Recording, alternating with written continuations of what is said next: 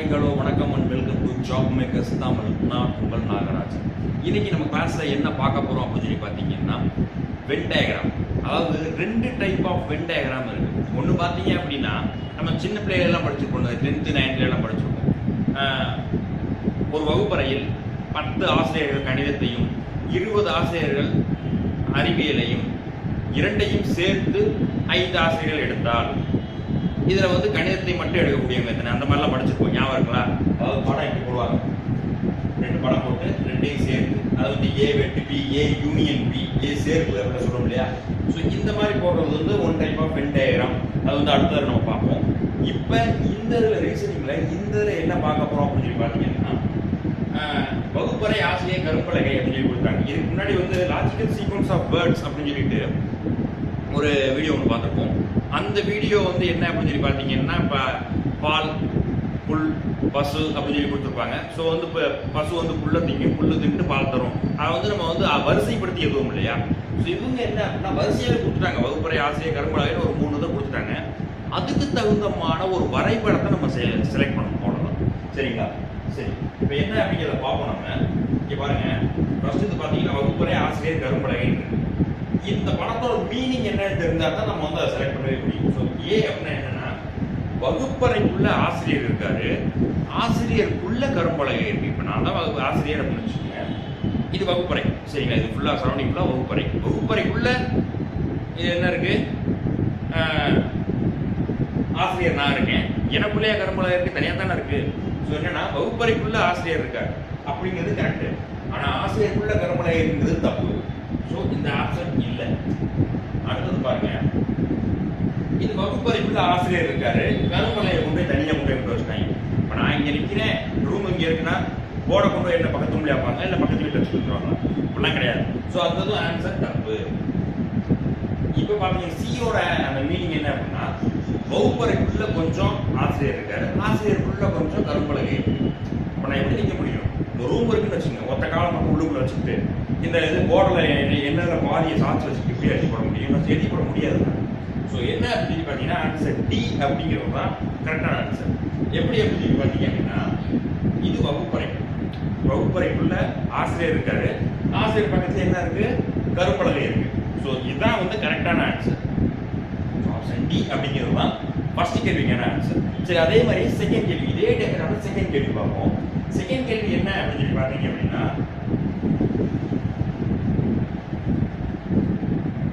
Question number 2, பறவைகள் காகம் penguin அப்படின்னு வச்சுக்கோங்களேன். பென்குயின் இதுக்கு என்ன வரும் அப்படின்னு தான் நம்ம பார்க்க போறோம். ஸோ இதே டயக்ராமே நம்ம வச்சுக்கலாம், ஒன்றும் பிரச்சனை கிடையாது. இது பாருங்க, பறவைகள், பறவைகளுக்குள்ள காகம் இருக்கு, காகத்துக்குள்ள பென்குயின் இருக்கு. ஒரு காக்காக்குள்ள பென்குயினை வைக்க முடியுமா? வைக்க முடியாது. ஸோ அப்படிங்கும்போது ஆப்ஷன் ஏ கிடையாது. ஆப்ஷன் பி பாருங்க. இன்னொன்று நல்லா தெரிஞ்சுக்கோங்க, பென்குயின் அப்படிங்கிறதும் ஒரு பறவை இனத்தை சேர்ந்தது தான். அது சும்மா அப்படி நடந்து போறதுனால, கை காலாடி நடந்து போறதுனால ஒரு விலங்குனோ இல்லை வேற ஏதாவது புதிய உயிரினமோ நினைச்சுக்க வேணாம். ஸோ அதுவும் ஒரு பறவைன்னு தெரிஞ்சால் மட்டும்தான் இதுக்கு ஆன்சர் பண்ண முடியும். நம்ம நிறைய என்ன பண்ணிடுவாங்க அப்படின்னா இந்த பியை பிடிச்சிட்டு வருவாங்க. பென்குயின்ங்கிறது நடந்துதானே வருது, இதெல்லாம் பறந்தா வருது, ரெக்கர் இல்லை, அப்போ அதுவும் பறவை தான். சரிங்களா? ஸோ பி அப்படிங்கிறது தான் நிறைய பேர் குறிக்கிறாங்க. ஸோ அதுக்காக இந்த கேள்வி எழுதிங்க. ஸோ பறவைகள் இனத்துக்குள்ள காகம் இருக்கு, தனியாக கொண்டு போய் பென்குயின் போயிட்டாங்க, இதை வேடிக்கை பார்க்குற மாதிரி. ஸோ அது பி அப்படிங்கிறது தப்பான ஆன்சர். சரிங்களா? இப்போ சி பாருங்க, பறவைகள் இனத்துக்குள்ள கொஞ்சோண்டு காகம் இருக்கு, கொஞ்சோண்டு பென்குயின் இருக்கு. மொத்த காலம் கொண்டு போய் காக்கா என்ன பண்ணிருக்கு? பறவை இடத்துல வச்சிருக்கு. மொத்த ரெக்கையை கொண்டு போய் என்ன பண்ணிருக்கு? பென்குயின் இதுக்கு வச்சிருக்கு. ஸோ இது எப்படி இருக்குமா? இருக்காது. ஸோ சி அப்படிங்கிறது தப்பு. ஸோ டிங்கிறதான் கரெக்டான ஆன்சர். எதுக்கு அப்படின்னு பார்த்தீங்கன்னா பறவைகள் அப்படிங்கிற ஒரு மொத்த இனத்துக்குள்ள காக்காவுக்கு பென்குயின் இருக்கு. ஒரு மெயினாக கொடுத்துருக்கேன், இல்லை கௌதாரி கௌதாரி ஏதாவது கொடுத்துருக்கா அப்படின்னா அது எழுதலாம், அது தப்பு இல்லை. ஸோ பறவைகள் இனத்துக்குள்ள தான் இந்த காகமும் இருக்கு, பென்குயினும் இருக்கு அப்படிங்கிறதான் கரெக்டான ஆன்சர். ஸோ 2வது கேள்விக்குமே ஆன்சர் என்ன அப்படின்னு சொல்லி பார்த்தீங்கன்னா சரி வாங்க 3வது கொஸ்டின் பார்க்கலாம். 3வது கொஸ்டின் பார்த்தோம் அப்படின்னம்னா ரொம்ப சிம்பிள். ஆப்பிள், கேரட், காய்கறி அப்படின்னு சொல்லி கொடுத்துருக்காங்க. Option A, B, C, D அப்படின்னு சொல்லி ஒரு 4 ஆப்ஷனும் கொடுத்துருக்காங்க. சரிங்களா? இப்போ ஆப்பிள்ங்கிறது பல வகையை சேர்ந்ததா காய்கறி வகையை சேர்ந்ததா? ஆப்பிள் காயா இருக்கும்போது அந்த பச்சை கலர்ல இருக்க மாதிரி அது காயை சேர்ந்தது, ஆப்பிள் காய் அப்படின்னு சொல்லுவாங்க. அதாவது தேங்காய்க்கு முன்னாடி அப்படிலாம் கேட்கக்கூடாது. அது என்ன அப்படின்னா ஆப்பிள்ங்கிறது ஒரு பல வகையை சேர்ந்தது. ஏன்னா பழக்கடையில் தான் போய் வாங்குறீங்க கரெக்டா? நீங்கள் ஒருவேளை மார்க்கெட்லையும் போய் வாங்கலாம், இருந்தாலுமே நீங்கள் வந்து பழம் அப்படிங்கிறது தெரிஞ்சுச்சுங்க ஆப்பிள். இப்போ கேரட் அப்படிங்கிறது காய்கறி வகையை சேர்ந்தது. ஸோ கேரட் அப்படிங்கிறது காய்கறி வகையை சேர்ந்தது. இன்னும் ஒரு 3 டயக்ராம் ஒன்று கொடுத்துருக்காங்க. ஆப்ஷன் ஏ பார்த்தீங்க அப்படின்னா இது அக்கு மாதிரி கொடுத்துருக்காங்க. அதாவது என்ன அப்படின்னு சொல்லி பார்த்தீங்கன்னா ஆப்பிள் தனியாக இருக்கு, காய்கறிங்கிறது ஒரு தனி பிரிவு, கேரட்டுங்கிறது ஒரு தனி பிரிவுங்கிற மாதிரி கொடுத்துருக்காங்க. ஆப்ஷன் பி பார்த்தீங்கன்னா கொஞ்சோண்டு ஆப்பிள் காய்கறிகளை சேரும், கொஞ்சோண்டு கேரட் காய்கறிகளை சேருங்கிற மாதிரி கொடுத்துருக்காங்க. ஸோ ரெண்டுமே தப்பு சரிங்களா? இப்போ ஆப்ஷன் சி பார்த்தீங்கன்னா காய்கறிக்குள்ள ஆப்பிளுக்குள்ள கேரட் இருக்கு, கேரட்ல கொஞ்சோண்டு காய்கறி கலந்துருக்கு, அந்த தெளிவாக கொண்டு வந்து போட்டுருக்காங்க. ஸோ அதெல்லாம் தப்பு ஆன்சர் சரிங்களா? இப்போ பார்த்தீங்கன்னா ஆன்சர் டி பாருங்க. இந்த ஆப்பிளை மட்டும் தனியாக பிரிச்சுட்டாங்க. காய்கறிக்குள்ள கேரட் இருக்கு, ஆப்பிள்ங்கிறது தனியா இருக்கு புரியுங்களா? ஸோ ஆன்சர் டி தான் சரிங்களா? காய்கறிக்குள்ள கேரட் இருக்கு, கேரட்ல காய்கறியில கொஞ்சோண்டு மட்டும் என்ன பண்ணிருக்கு, அதாவது கொஞ்சம் மட்டும் என்னன்னா ஆப்பிள் கலந்துருக்கு. ஆனால் தப்பு. ஆன்சர் டி தான் ஆன்சரு. காய்கறிக்குள்ள கேரட் இருக்கு, கேரட் இந்த ஆப்பிள்ங்கிறது தனியா தரும் சரிங்களா? சரி, 4வது விஷயம் பார்க்கலாம். ஸோ வென் வரைபடத்துல 4வது மற்றும் கடைசி கொஸ்டின் தான் இப்போ நம்ம பார்க்க போறோம். ரொம்ப ஈஸியான டாபிக்ங்கிறது முதல் 3 கொஸ்டின் பார்த்தாலே நீங்க கண்டுபிடிச்சிருப்பீங்க. இப்போ 4வது கொஸ்டின் பார்க்கலாம் பாருங்க. சிறைச்சாலை, நீதிமன்றம், பள்ளிக்கூடம், அதாவது ஒரு சம்பந்தம் இருக்கான்னு பாருங்க. சிறைச்சாலை, நீதிமன்றத்துக்கு அப்புறம் போய் சிறைச்சாலையில் உட்காரப்பாங்க, அது வேற விஷயம். இருந்தாலும் வேற எந்த சம்பந்தமும் கிடையாது, பள்ளிக்கூடம் எந்த சம்பந்தமே கிடையாது சரிங்களா? இப்போ பார்த்தீங்க அப்படின்னா ஒருவேளை நீதிமன்றம், வக்கீல், நீதிபதி அப்படின்னு கொடுத்தாங்கன்னா நீதிமன்றத்துக்குள்ள வக்கீலும் இருப்பாங்க, தனியாக என்ன பண்ணலாம், அதாவது நீதிமன்றம் வக்கீல் நீதிபதி கொடுத்தாங்க, நீதிமன்றத்துக்குள்ள வக்கீலும் இருக்கலாம், நீதிபதியும் இருக்கலாம். ஸோ இந்த மாதிரி கொடுத்துருக்கலாம் சரிங்களா? ஆனால் சம்மந்தம் இல்லாமல் கொடுத்துருக்காங்க. ஸோ இந்த இதுக்கான மீனிங் என்ன? ஆன்சர் ஏ மீனிங் என்ன? சிறைச்சாலைக்குள்ள நீதிமன்றம் இருக்கு, பள்ளிக்கூடம் இருக்கா? கிடையாது. ஆன்சர் பி பாருங்க.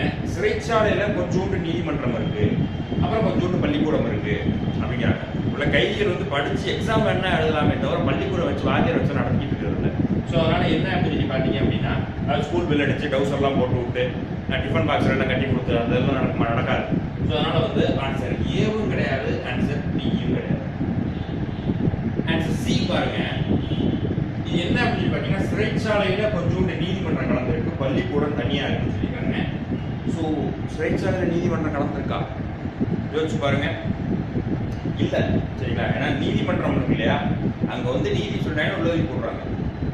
ஸோ ஆன்சர் சி அப்படிங்கிறது தப்பு. நிறைய பேர் இந்த இதெல்லாம் வந்து மாட்டிவாங்க. ஒருவேளை காவல் நிலையம் அப்படின்னு சொல்லி கொடுத்து இல்லைன்னா இந்த மாதிரி கூட கொடுக்கலாம்னு நினைக்கிறேன். ஒரு காவல் நிலையம் அதுல வந்து பார்த்தீங்கன்னா காவலர்கள், பள்ளிக்கூடம் கொடுத்தாங்க இப்படி போட்டுருவாங்க. ஆனா இந்த மாதிரி வராது சரிங்களா? ஸோ